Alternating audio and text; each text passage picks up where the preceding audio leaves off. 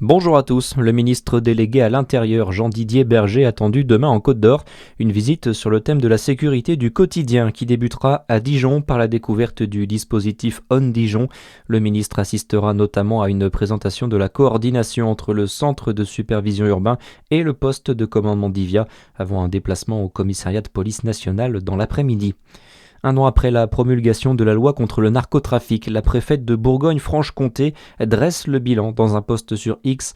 À Dijon, ce sont 2 fermetures de commerce qui ont été prononcées et 4 procédures d'expulsion locative demandées par la préfète Violaine Desmarais. Plusieurs communes du nord du Jura concernées par des opérations de nettoyage des châteaux d'eau du 16 au 18 juin. Ces opérations d'entretien nécessaires au bon fonctionnement du réseau et à la qualité de l'eau distribuée pourraient entraîner quelques perturbations ponctuelles. La formule en eau potable sera maintenue pendant toute la durée des opérations. Après Dijon, Lyon, Nantes ou encore Strasbourg depuis 2 semaines, les manifs festives se sont terminées hier à Besançon, Paris, Toulouse ou encore à Bordeaux. Le mouvement Free Party s'est mobilisé contre le projet de loi Riposte qui interdit ces rassemblements de fêtes libres.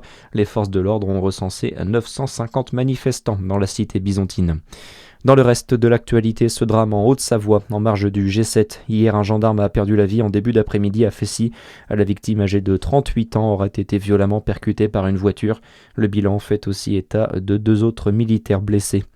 Les chefs de l'État des 7 puissances mondiales qui sont d'ailleurs attendus en France demain, dont le président américain Donald Trump. L'Élysée confirme qu'il sera reçu au château de Versailles pour un dîner mercredi après le G7 dans le cadre du 250e anniversaire de l'indépendance des États-Unis. Et puis la suite de la Coupe du Monde de football. Cette nuit, le Qatar a accroché la Suisse 1-1 hier soir, première surprise du mondial. Même score entre le Brésil et le Maroc. L'Écosse a battu Haïti 1-0. Très bon dimanche sur Fréquence Plus.